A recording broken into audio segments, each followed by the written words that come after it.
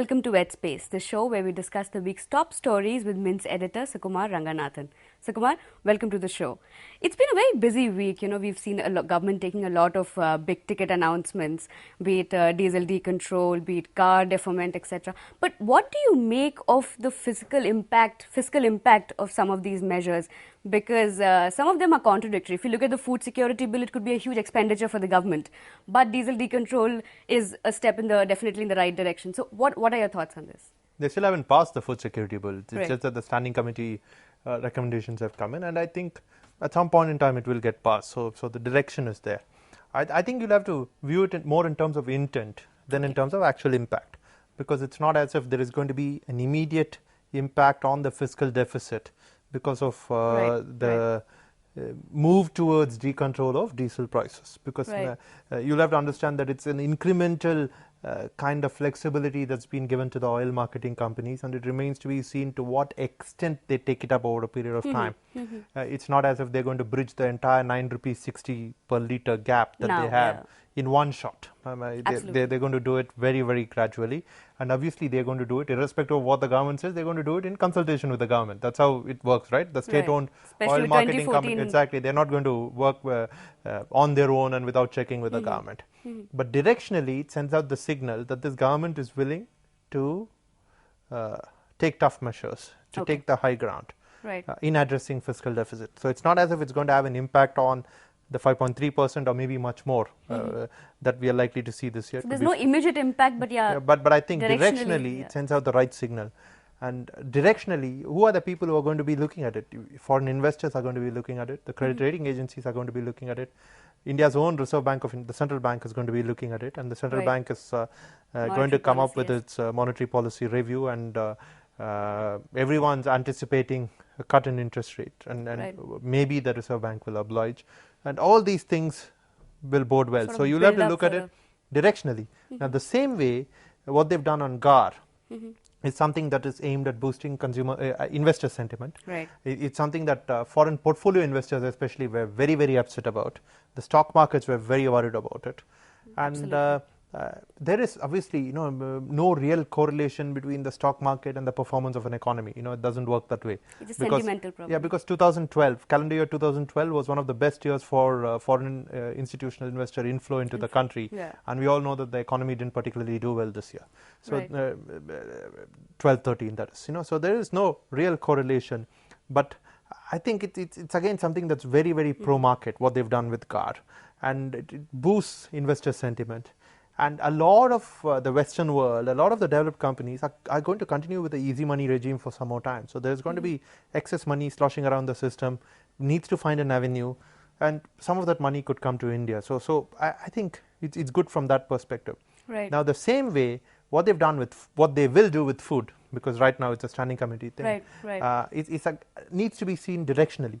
And 2014, you have the elections. The UPA is, despite a lot of reformist things that it's done, it's an entity, especially the Congress. The Congress's heart is left of center, right? It's socialist. Especially the timing of the movie. It's very, very pro what they call Aam Aadmi, right? Pro common people. And it's very, very difficult to change the DNA. And if you look at what they've done since 2004, they've moved to a very, very entitlement-led regime. And the food, right to food legislation is again in the same vein. And it's something that they would love to talk about when they go for polls, the next elections, which could be in 2014, which could be sooner. But it's something they'd love to talk about when they go to the polls.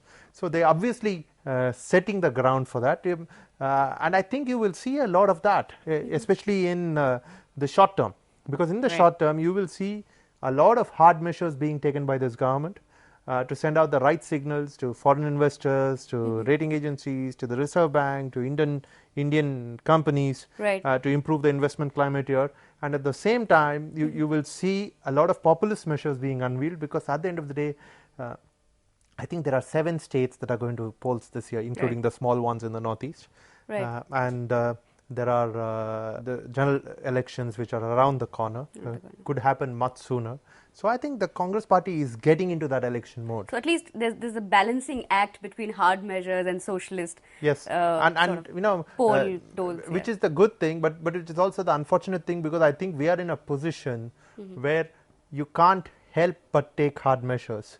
And while I must appreciate what this government has done regarding the hard measures, we must not forget the fact that they did it when they had their backs to the wall. They did it when they were pushed to do it. It's not something that they've done voluntarily. I think in some ways they've been forced to do it kicking and screaming.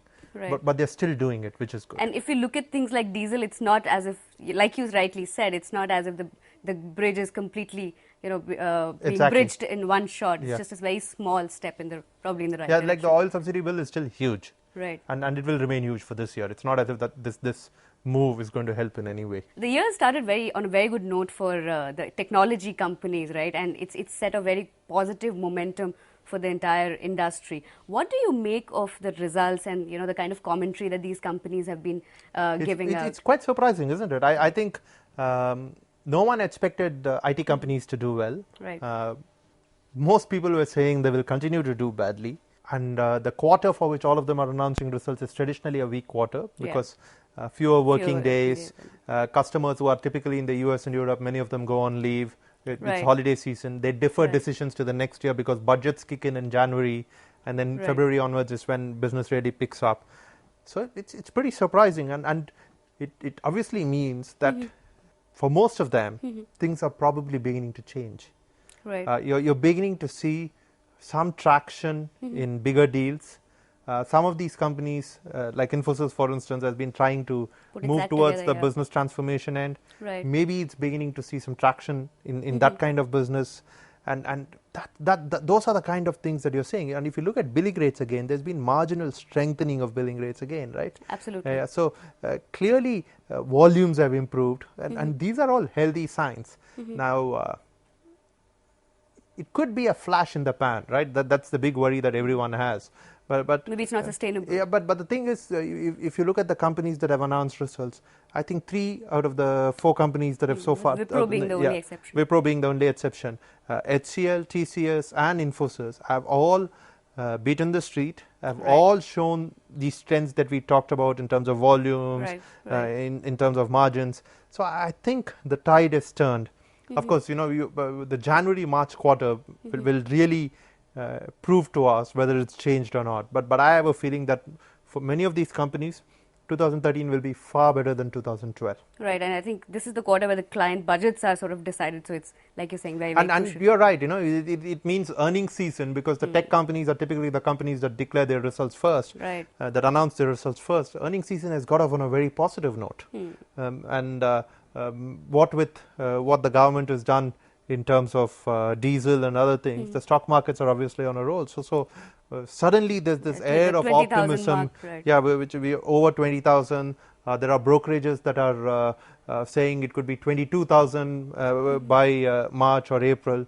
So of course things could change very quickly, and we know that. But I think 2012 has gotten off on a very bright note as far as the IT companies are concerned and as far as the stock markets are concerned.